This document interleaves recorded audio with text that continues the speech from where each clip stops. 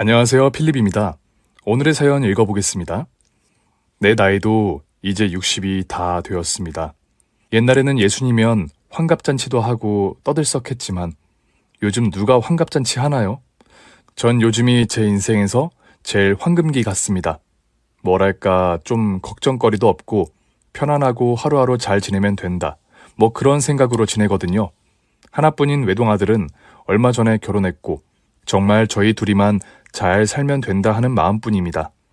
또 요즘 애들은 어찌나 예쁜지 게다가 평생 지긋지긋하게 바람을 피워 나를 괴롭혔던 남편도 제 아들이라면 눈에 쌍심지를 켜고 그렇게 편을 들던 시어머니도 제 눈에 안 보이고요. 돌아보면 평생 제가 다짐했던 건 내 가정 지키기였던 것 같은데 저는 그걸 결국 이루어냈습니다. 호호, 마음에 안 들면 사람 고쳐 쓰는 거 아니라고 당장 때려치우고 갈라서는 것도 속 시원한 방법이지만 어디 사람 사는 게 그런가요? 사실 그렇게 생각했습니다.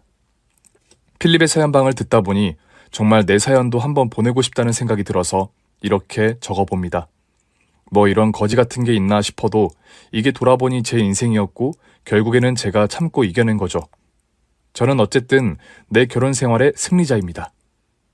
남편은 같은 고향 출신인데 어릴 때부터 독실한 불교 집안에서 자라나 서예를 배웠습니다.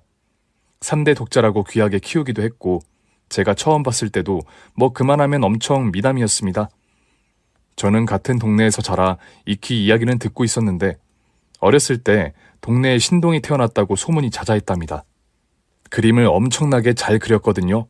한 번만 보면 똑같이 척척 그린다는 소문이 났고 옛날에는 뭐 그림 잘 그리면 별로 쓸데없는 재주라고 대접을 별로 안 해주기는 했지요.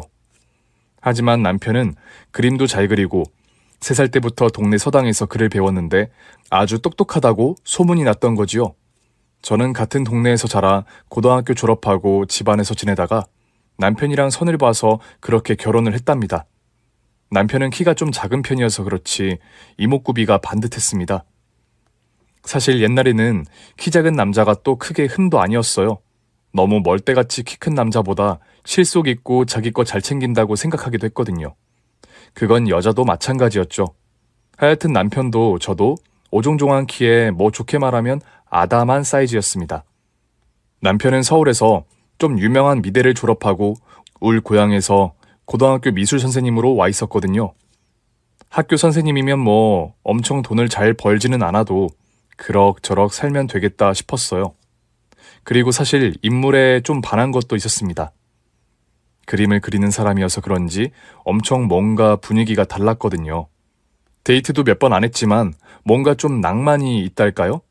제가 고등학교 때도 문학반 활동을 할 만큼 좀 감수성도 풍부했는데 남편은 아주 한술 더 뜨는 사람이었거든요. 이렇게 해질 때는 어떤 그리움이 밀려오는 것 같아. 말하자면 수묵 담채처럼 고연한 맛이 있는 거지. 어제 그 느낌을 그려봤어. 새벽에 눈을 떴는데 그대가 참 보고 싶기도 하고 말이야. 하면서 진짜 그림 한 점을 내미는데 저는 그야말로 뽕 같습니다. 남편은 동양화를 전공했는데 지금은 한국화라고 하나요? 하여튼 먹으로 쓱 그리면 우와 하는 감탄이 절로 나는 기가 막히는 솜씨였습니다. 그렇게 남편과 몇 번 데이트하다가 바로 결혼을 했습니다. 저는 신혼살림을 시작하자마자 첫 애를 임신했습니다. 학교에 잘 다니는가 싶더니 남편은 그야말로 그림병이 생겨버린 것이었습니다. 퇴근하면 밤새도록 그림을 그리다가 아침이 되면 죽을 상을 하고 출근을 하고 그런 생활을 반복했습니다. 여보, 나 진짜 그림 그리고 싶어 미칠 것 같아. 학교에 가도 정말 아무것도 손에 안 잡혀. 조금만 참아봐요. 그림만 그려서 어떻게 밥을 먹고 살겠어요. 퇴근하고 열심히 하고 싶은 거 하고 주말에도 작업하고 그렇게 한번 지내봐요. 이제 울 애도 태어나는데, 네? 사실 이제 막 태어날 애도 걱정이고 학교를 그만두면 대체 뭘 해서 먹고 사나 싶어 이런저런 걱정이 많았습니다. 그리고 고정 수업이 없이 어떻게 가정을 꾸리지 하는 엄청난 불안감이 마구 밀려왔습니다. 내가 그림 진짜 열심히 그리고 국전에도 내고 또 학원도 운영할 거야. 입시 학원도 하고 취미반 전문가반도 열 거야. 내 하고 싶은 이것만 시켜주면 진짜 열심히 할게. 정말 우리 가족 먹고 사는 걱정 없이 내가 다 할 수 있어. 나 한 번만 믿어줘, 여보. 난 진짜 작업하고 싶어, 여보. 나도 좀 참아보려고 했지. 근데 도저히 그림 안 그리면 죽을 것 같아. 하루 종일 그림만 그리고 싶어. 남편이 날마다 애걸복걸을 하니 같이 사는 시모는 눈에 쌍심지를 켜며 아들 편을 들었습니다. 니는 남편 말이 우습니? 제가 그렇게 어릴 때부터 그림을 잘 그리더니 그거 안 그리면 죽는다 안 하나. 니는 마누라가 돼갖고 어찌 그렇게 가만히 보고만 있는지. 똘똘한 여자들은 자기 남편 뒷바라지도 잘하고 그렇게 기펴고 살 수 있게 해주던데 정말 등신 같은 게. 우리 아들도 참 여편네 복은 없다. 없어? 아니, 제가 차려드리는 밥만 드시고 가만히 방 안에 계시면서 아침에는 화투치고 낮에는 주무시고 하며 하루를 보내시는 우리 시어머니 말씀하시는 것 좀 보세요. 아니, 멀쩡한 직장 그만두고 그림 그린다는 남편 뒷바라지 하러 제가 진짜 나서야 한다는 건데, 아니 이게 말이 되나요? 결혼 전에 일한 것도 아니고 이제 애도 곧 태어나는데 제가 어디 가서 무슨 일을 해서 남편 작업할 재료값에 우리 가족을 부양해 나간단 말인가요? 하여간 그때부터 우리 시어머니는 저를 들들 볶았습니다. 남편은 결국 학교를 그만두었습니다. 얼마 없던 땅 마지기와 살던 집을 팔아 고향을 그렇게 떠났습니다. 이사를 하자마자 남편은 학원부터 알아봤습니다. 아직 30도 안 된 젊은 남자가 한국화를 그린다 하면서 생활 한복을 입고 돌아다니니 인물도 훤해서 멀리서 봐도 눈에 확 띄었습니다. 다행히 학원은 생각보다는 훨씬 잘 되는 편이었고 남편은 정말 맨날 하던 말대로 죽어라 그림만 그렸습니다. 그렇게 1년 반을 귀양살이 하듯 틀어박혀서 학원 수업 시간 외에는 밤낮으로 작업을 하더니 국전에서 대상을 탄 게 아닙니까? 대학은 물론 미대를 졸업했지만 연줄 하나 없이 혼자 작업해오던 젊은 작가가 국전 대상을 타니 뉴스에도 나오고 막 난리가 났습니다. 젊고 인물 좋고 예술가이면서 연예인 같다고 텔레비전에서도 인터뷰하고 신문이나 잡지에서도 자주 등장했습니다. 여봐라, 우리 아들이 이렇게 잘났다. 아이고야, 영화배우 저리가라네. 대한민국에 우리 아들보다 그림 잘 그리는 놈 있으면 나와보라 그래라. 너는 진짜 남편 잘 만난 줄 알아라. 피카소 안 있나? 아니, 그런 그림이 한 점에 몇 억도 한다며? 우리 아들이 피카소보다 못한 게 뭐 있니? 이제 대박 터질 거당. 근근히 생활을 이어갔지만 고정 수입이 없다 보니 저는 늘 마음이 불안했고 실제로도 그랬습니다. 아직 애가 어렸지만 뭐라도 살림에 좀 보탬이 될까 싶어 저는 방문 판매, 화장품 판매를 시작했습니다.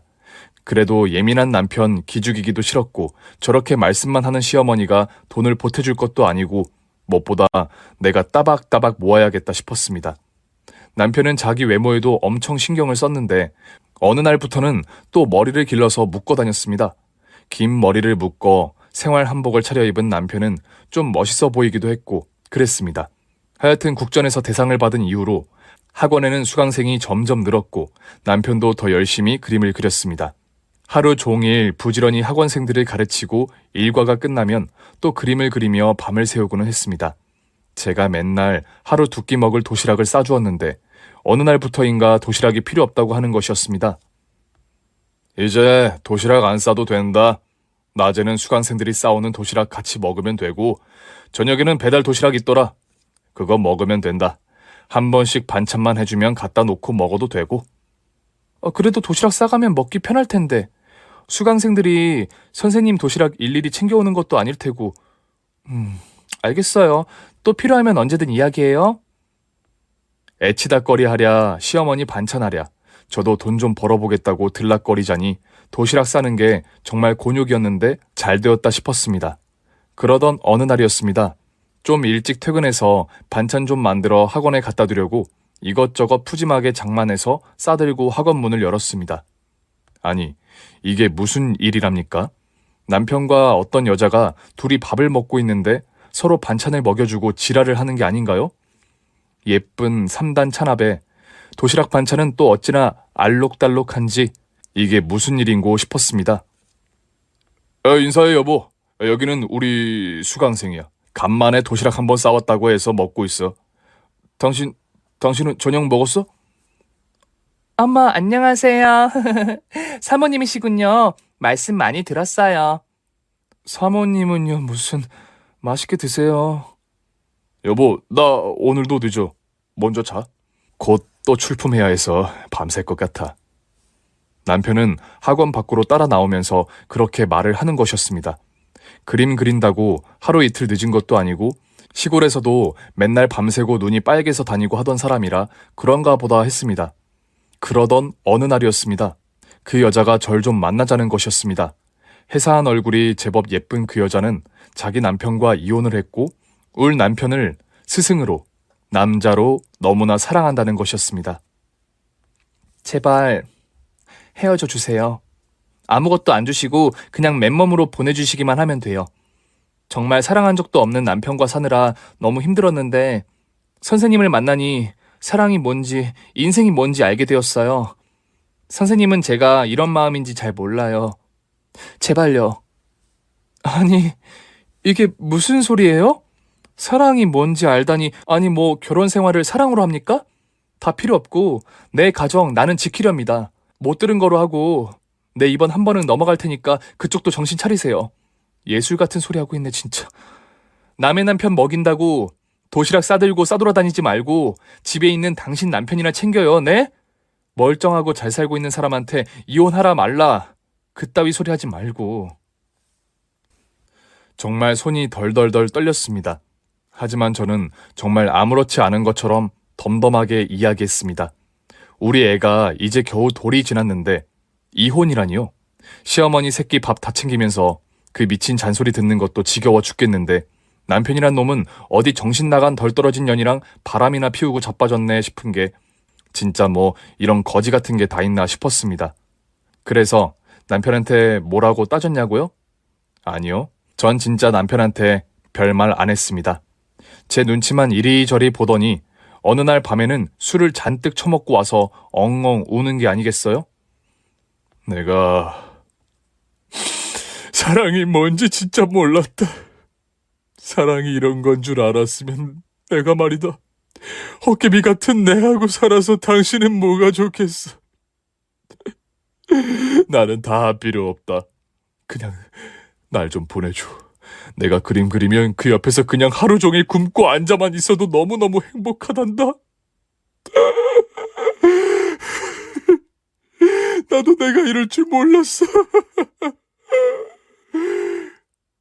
그러면서 술 처먹고 들어온 남편이 엉엉 우니까 이제 막 말을 따라하기 시작하는 울 첫애가 자다가 벌떡 일어나 앉아서 아빠 따라 우는 게 아니겠어요?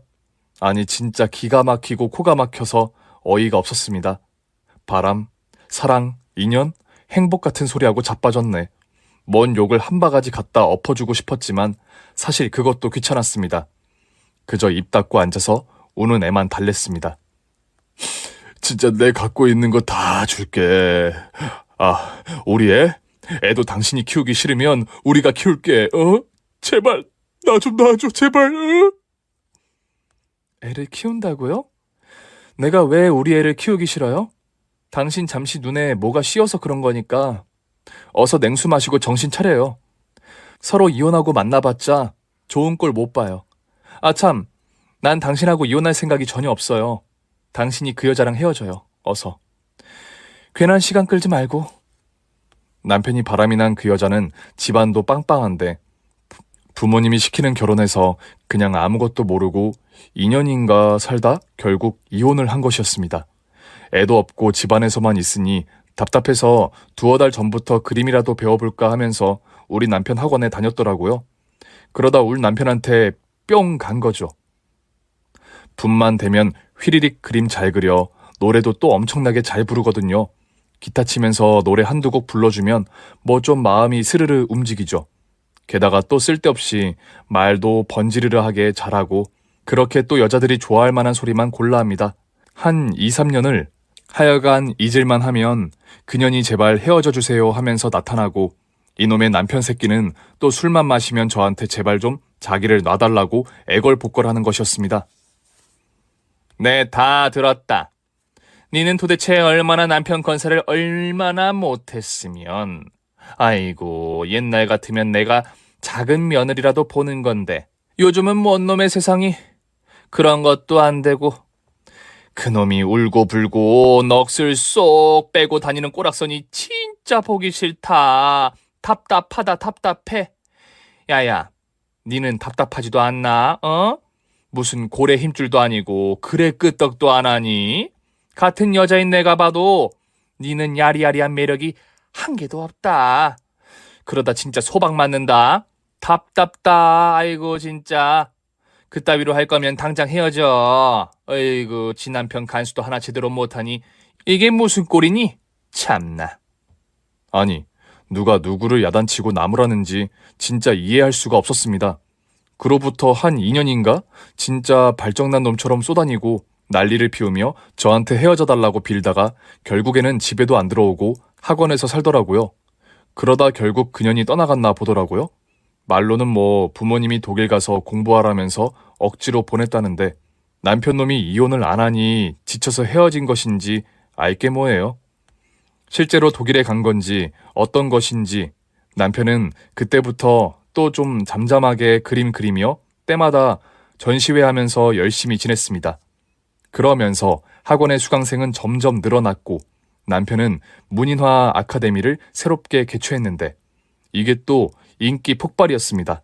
서각, 서예를 배우는 작가들이 이제 문인화를 배워서 접목하겠다고 수강생으로 등록하기 시작했는데 인기가 많았던 거지요. 이 문인화 아카데미는 수강생이 100% 모두 여성이었습니다. 남편이 워낙 젊다 보니 다들 남편보다 나이가 많은 분들이었고 거의 뭐 이모뻘, 어머니뻘도 많았습니다. 하지만 제 입장에서는 나이가 좀 많으니 오히려 안심이 좀 되었다거나 할까요?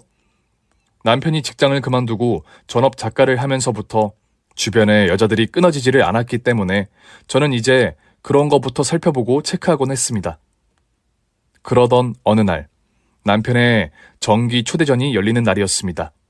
저도 집에서 주문한 떡이 도착할 시간에 맞춰 전시회 장소에 도착했는데 저쪽 계단 끝에서 누가 남편 팔을 붙잡는 것이었어요. 그러자 남편이 그 여자를 확 끌어안으면서 엄청 반가운 척을 하는데 뭔가 싸했어요.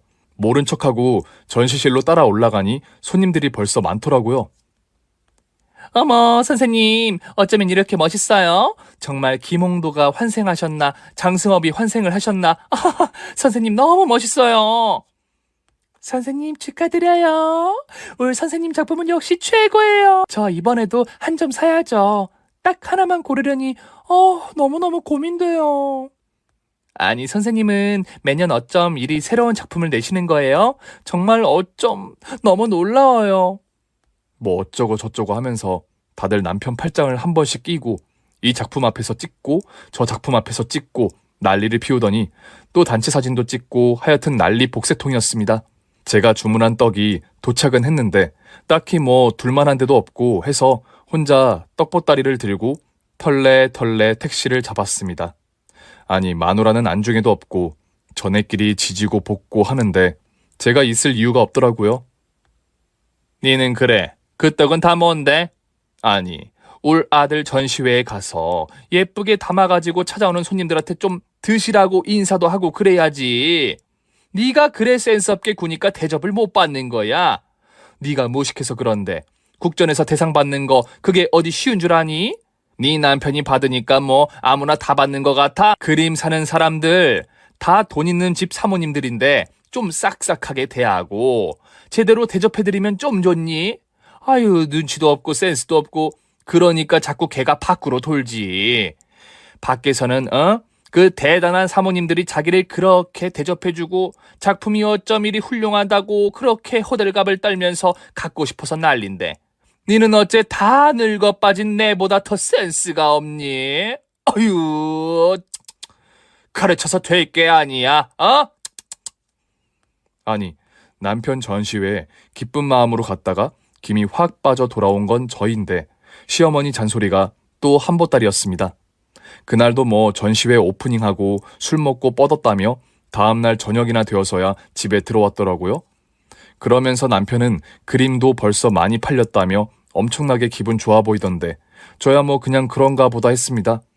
전시회는 해마다 열었는데 한 번 하면 한 열흘에서 보름씩 했고 해마다 했던 남편의 개인전은 해가 갈수록 그림값도 점점 더 올라갔습니다.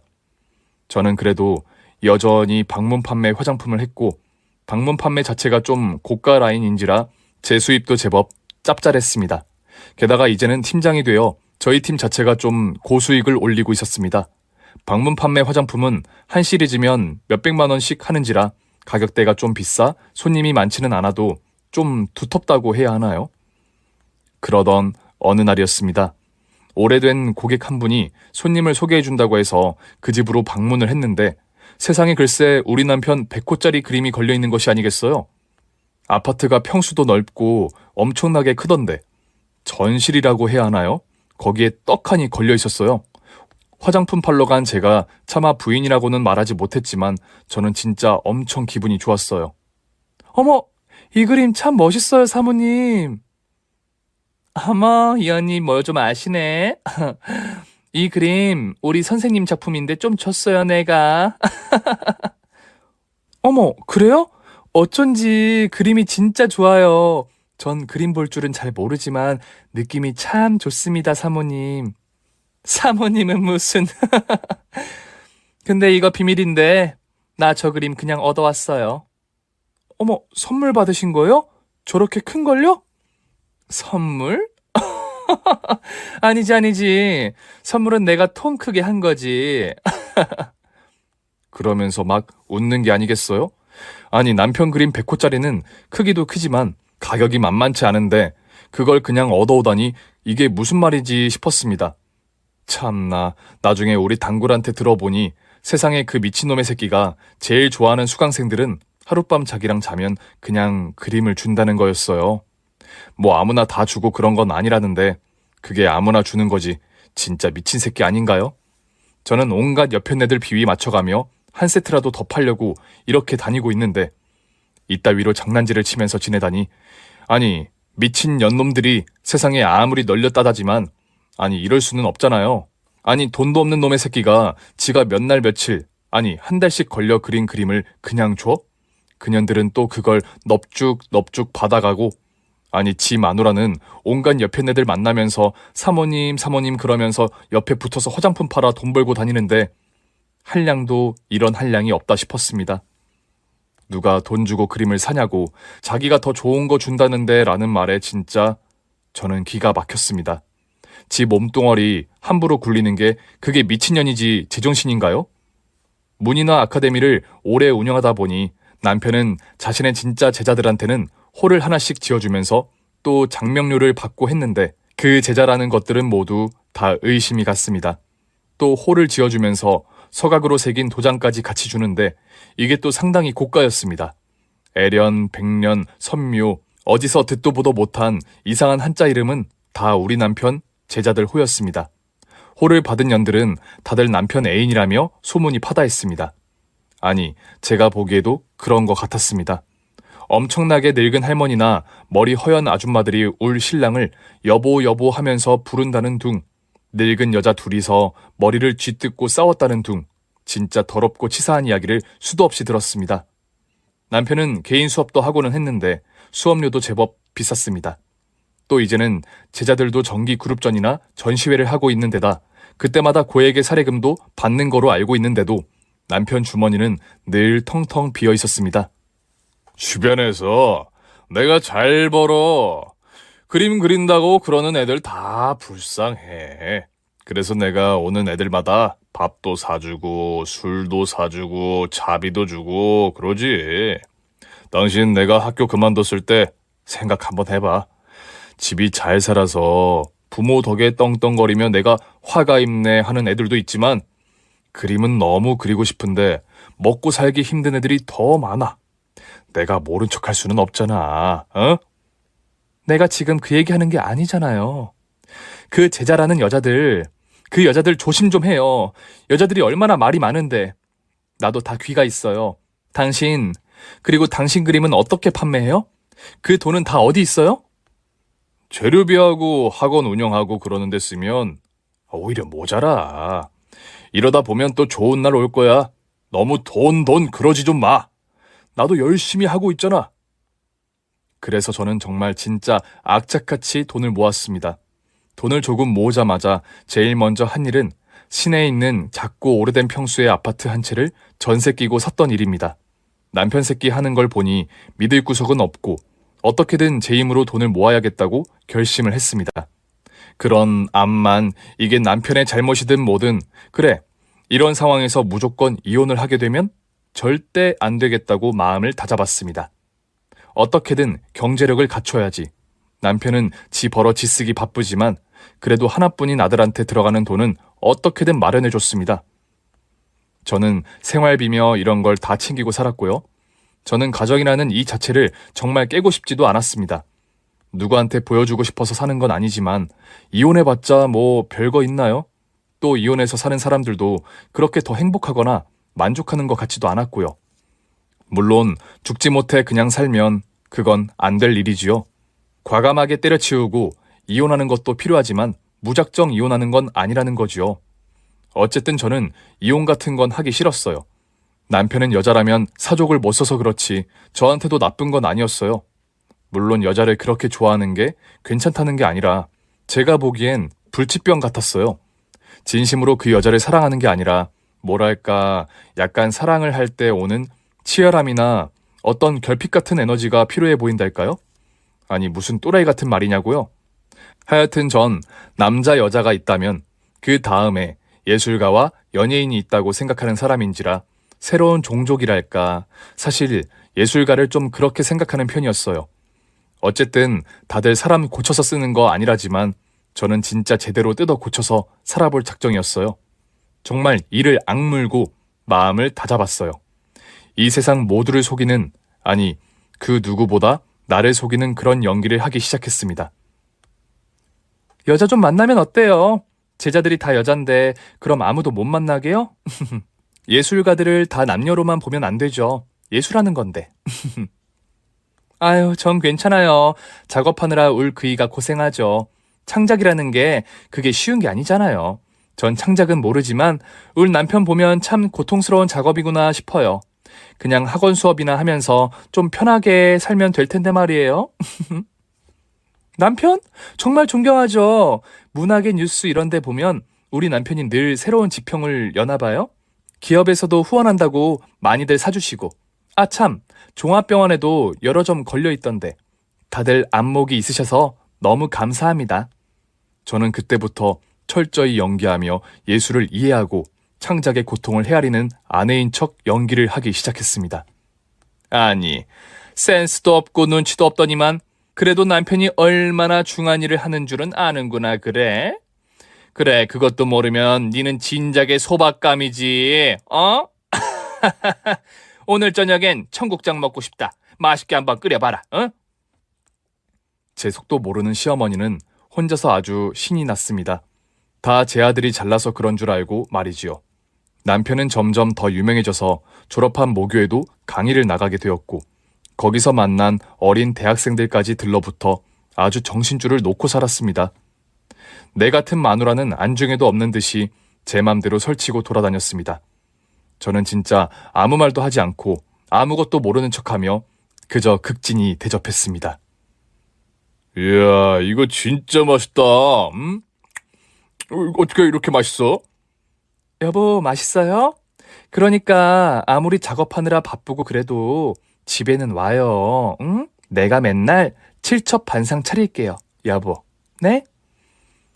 그저 남편이라면 껌뻑 죽는 게 네 마누라야. 아무리 열심히 그림 그리고 해도 집에는 들러 이놈아, 알겠니? 남편은 세상 예술은 혼자 다 한다는 듯이 그렇게 자유롭게 살았습니다. 그럼 저는 왜 이렇게 살았냐고요? 당장 이혼하지 않고 말이에요? 아니 뭐 이혼이 대수인가요? 이혼해봤자 다 그놈이라는 생각이 사실 제 인생 철학입니다. 지는 지대로 저러고 다녀도 저도 또 제 고객들한테 잘 어르고 달래서 남편의 작품을 제법 팔고 있었답니다. 당연히 그 돈은 제 주머니로 들어오는 거고요. 돈 좀 있다 싶으면 한마디로 그들의 잠자고 있는 예술혼을 자극하는 거죠.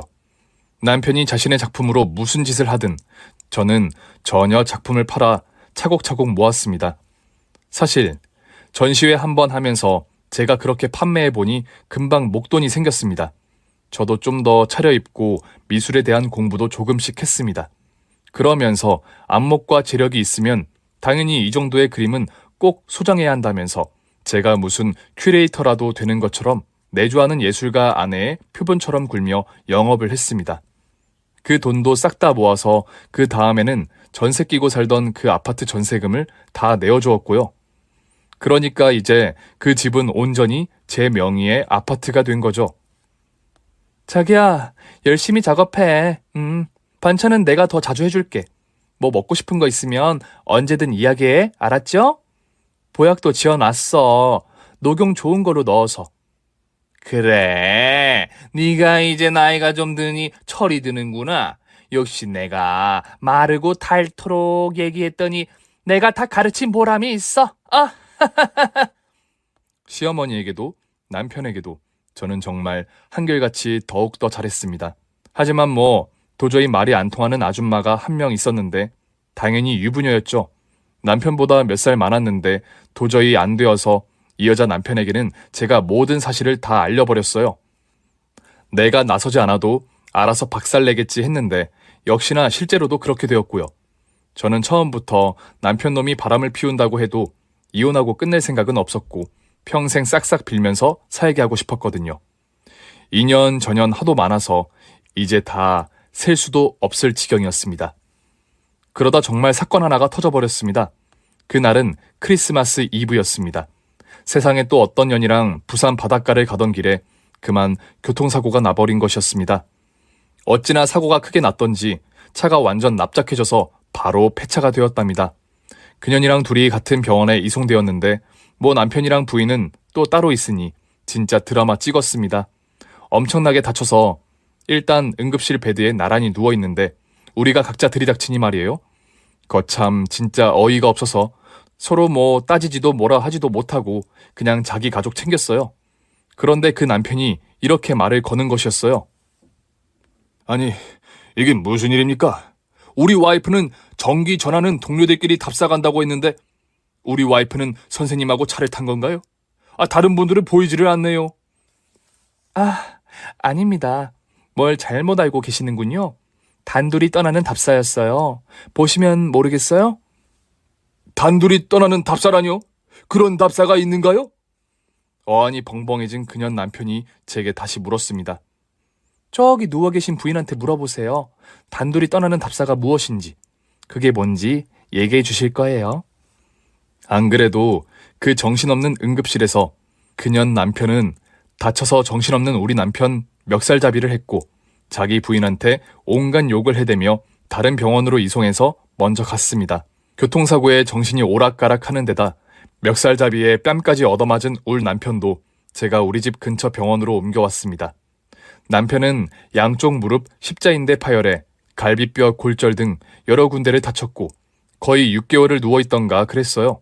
누워있다 보니 당연히 작업도 못했고 학원 문도 닫았어야 했습니다. 누워있는 남편을 보고도 사실 별말 안 했습니다. 그냥 병간호도 하고 제 할 일 하며 다녔습니다. 남편 놈은 누워있으면서 정신을 좀 차렸는지 이제는 저한테도 좀 살갑게 하더군요. 그러면서 남편은 계속 재활도 해야 했고 저는 남편 작업실에 가서 차근차근 작업했습니다. 그리고 저 혼자 꼼꼼히 계약서도 작성했습니다. 언제 좀 몸을 회복할 수 있을진 모르겠어. 이제 작업 좀 해야 하는데 말이야. 아이고, 몸이 정말 힘드네.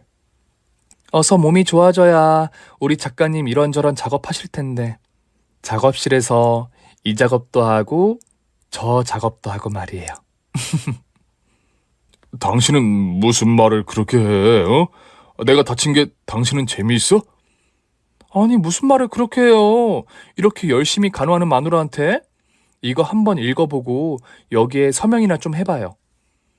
저는 그 각서에 남편의 모든 작품에 대한 판권은 부인인 제가 가지고 있으며 이제부터 모든 거래는 아내와 하는 것으로 되어 있는 계약서였습니다. 한마디로 남편 작품에 대한 실제적인 거래는 다 제가 하겠다는 것이었어요. 당신이 무슨 그림을 한다고? 큐레이터도 아니고. 에이, 이러면 전문성이 떨어져서 안 돼. 여보, 당신 그림 좋아하는 우리 화장품 고객 리스트도 생겼어. 그리고 파는 데는 자신 있다니깐요. 내가 또 미술 공부도 열심히 하고 있어요. 미술사부터 하나하나 공부하는데 공부해보니까 또 참 재미있어요. 뭐 그렇게 이야기하면서 저는 그 계약서에 도장을 찍었습니다. 그러던 어느 날이었어요. 남편의 학원 작업실에 도둑이 들었다는 거예요. 따로 그림 보관할 곳이 없어 학원 옆 사무실을 한 칸 얻어 보관해 왔었는데 다 털렸다는 것이었어요. 아니, 그렇게 남편 그림을 통째로 털어가다니 이건 도둑놈 짓이 아니라 분명 아는 사람 소행이지 싶었습니다. 아니나 다를까 남편 놈이랑 같이 부산 바다 보러 갔다가 교통사고 났던 그년 아닌가요? 이년은 무슨 예술가들 꽃뱀인지 오만 남자 작가들한테 찝쩍거리고 연문을 퍼뜨리고 다녔더라고요. 처음엔 다 예술 애호가처럼 접근해서 말이에요. 아니, 도둑이라뇨? 선생님께 한번 여쭤보세요. 원래부터 주기로 하신 걸 가져간 거예요. 이거 왜 이래요? 도둑은 무슨 도둑이에요? 우리 부산 갈 때 기억 안 나요? 당신이 다 준다고 했잖아. 또 작업하면 된다고. 이렇게 죽을지 몰랐다고. 하늘이 우리를 갈라놓을지 몰랐다고 그러면서 나한테 다 준다고 그러면서 기절했잖아요. 아니, 그래놓고 도둑 취급을 하면 어떻게 해요? 미리 연락을 못한 건 교통사고 때문에 핸드폰이 다 망가졌고 따로 연락할 방법이 없었다고. 그리고 비밀번호를 알려줘서 알고 있으니까 그렇게 가져갈 수 있던 거라며 오히려 화를 막 내는 거 아니겠어요? 아니, 남편은 다쳐 병원에 누워 아직 꼼짝도 못해. 그동안 작품 가운데 보관하고 있던 건 전부가 그년한테 털려. 개털도 뭐 이런 개털이 다 있나 싶은 게 진짜 어이가 없었습니다. 하지만 제겐 남편이 정권을 위임한다는 계약서가 있었고 저는 벌써 공증도 받아뒀거든요.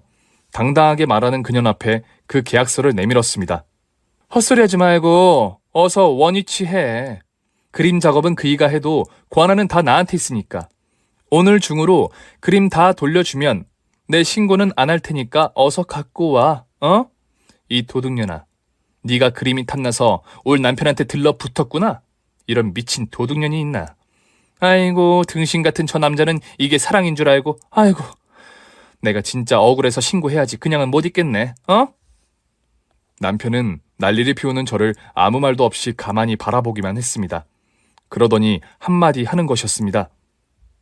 맞아, 그거 다 당신 거야. 내가 그린다고 다 내 것 아니지. 서류상으로도 다 당신 거니까 당신이 알아서 보관하고 처분하면 돼. 남편은 기가 팍 죽어서 꼬리를 내렸습니다. 하지만 저는 이때가 기회다 싶어 시어머니한테도 이야기를 드렸습니다. 어머니, 그이가 그린 그림을 몽땅 어떤 여자한테 선물했다네요? 그게 전 재산인데 말이에요.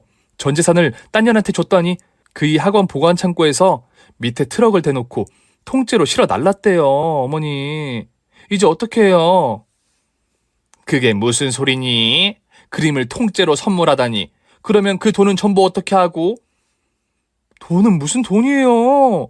이번에 교통사고 나면서 그 현장에서 그이가 선물했대요. 뭐 이렇게 죽을 줄 몰랐다는 둥 하면서 말이에요. 어머니, 제가 너무 억울해서 경찰서에 가려고요. 그냥 고소해서 쳐놓고 깜빵 가게 하려고요. 신문에 대문짝하게 나오고 그러면 참 볼만하겠어요, 어머니. 저는 이렇게는 못 살겠어요, 진짜. 이혼 같은 건 절대 안 하고 싶었는데 말이에요. 아니, 그게 무슨 소리니? 이혼이라니. 우리 아들 아직 몸도 성치 못한데 넌 어쩜 자세히 알아보지도 않고 그래, 어? 평생 아무 말 없이 살던 제가 이혼한다고 하니 마음이 급했던 시어머니는 그년 집을 찾아서 난장판을 만들었다고 하더군요. 그리고 그림은 몽땅 다시 실어서 남편 학원에 갖다 두었고요. 그날 밤 남편과 시어머니 앞에 저는 조용히 서류를 내밀었습니다. 죽을 때까지 당신이 작업하는 모든 작품 권한은 모두 나에게 있다는 이 공증받은 서류. 제가 그동안 마련한 아파트 2채와 상가 등기부 등본, 그리고 통장이에요. 저는 제 가정을 지키고 싶었어요. 하지만 지금처럼은 정말 못 살아요. 전 이렇게 제 앞날을 차곡차곡 준비했어요. 다 어머님하고 우리 가족 다 같이 잘 먹고 살려고 그런 거죠. 그런데 저만 그렇게 생각하면 뭐해요? 제가 이제껏 그이가 그렇게 밖으로 돌아도 뭐라 한 적 없잖아요? 하지만 이렇게는 더는 못 살아요. 지금 사는 이 집도 제 명이고 내일 당장 두 분 나가주세요. 넋이 나간 것 같던 시어머니는 아무 소리도 못했고 남편은 진짜 멍하게 앉아 있었습니다. 결국 남편은 꿇어 앉아서 몇 날 며칠을 빌었고요. 시어머니도 네가 용서하라며 내가 잘못 키워서 그렇다고 울면서 용서를 구하셨어요. 그렇게 평생을 참고 살고 싶었지만 저도 지쳤었어요. 정말 이혼하고 다 끝내려고 했는데 남편도 시어머니도 그렇게 잘못했다고 비니까 진짜 고민 끝에 그냥 살고 있습니다. 남편은 진짜 그림만 열심히 그리고 꼬박꼬박 집으로 돌아오고요. 어머님도 저한테 이래라 저래라 마구 말씀하시는 것도 아니고 사실 제 눈치를 좀 보면서 지내는 거라고 말할 수 있을 것 같아요. 내가 이 나이에 너 없으면 폐지 줍는 노인밖에 더 되겠어? 다 네 덕에 이렇게 사는 건데 내가 정말 고맙다. 암만 생각해도. 고맙다 우리 며느리. 그리고 사실 작품은 제가 다 팔아치우려고 그러는 게 아니라 한 점도 남아나지 않는 꼴이 하도 어이가 없어서 그런 거예요. 그렇게 재산이 많지는 않아도 이제는 제법 여유 있게 지내는 편이에요. 왜 얼마 전에 한동안 예술계 미투 있었잖아요. 남편은 저 때문에 완전 발을 뗐었는데 그런 일로 남편 주변 사람들이 엄청 시끄럽더라고요. 다들 예술을 하는 것인지 미친 지랄을 하는 건지 하여튼 그렇습니다. 저희 남편의 난리 부르스는 정말 여기까지였습니다. 아마 교통사고 건과 그 도난 사건이 없었다면 그리고 제가 이혼을 선언하지 않았다면 계속 그러지 않았을까요? 사람이 참고 사는 것도 좋지만 정말 결정적인 순간에는 강단 있게 결정하는 것도 필요한 것 같아요. 끝까지 참아보려고 했던 사연자분 참으로 대단하다는 생각이 듭니다. 앞으로 건강하고 행복하게 사시기를 바라봅니다. 저 필립은 이만 물러갑니다. 여러분 꼭 행복하세요.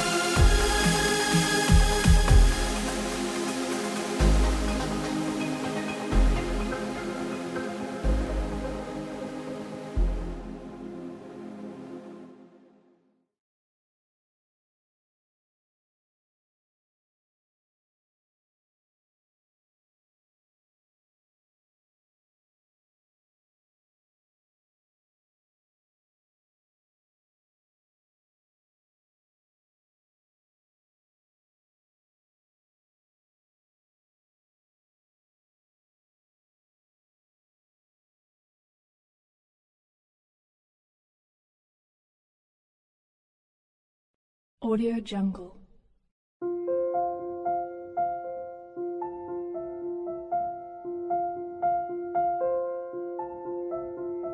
Audio Jungle.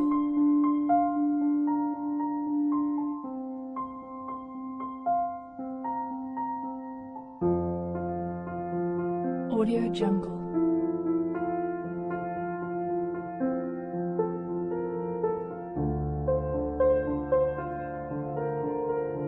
Audio Jungle.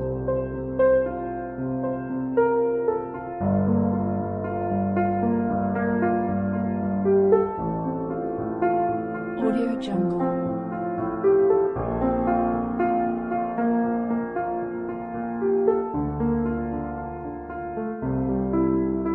Audio Jungle.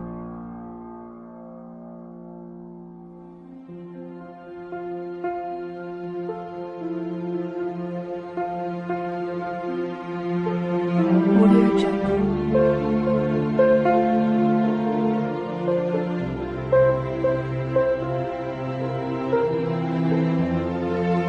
Audio Jungle.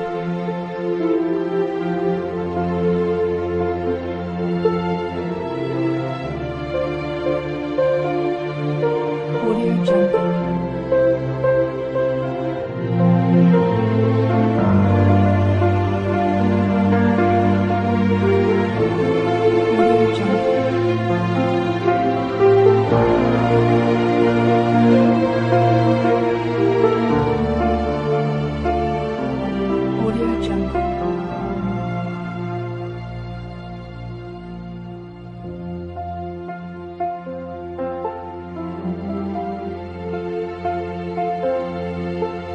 Audio Jungle. Audio Jungle.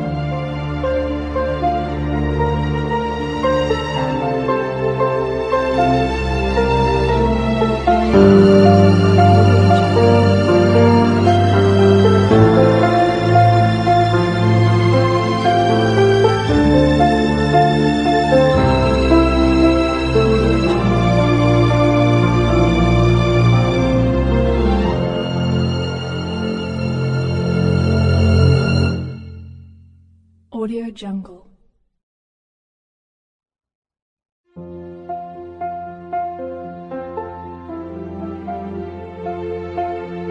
Audio Jungle.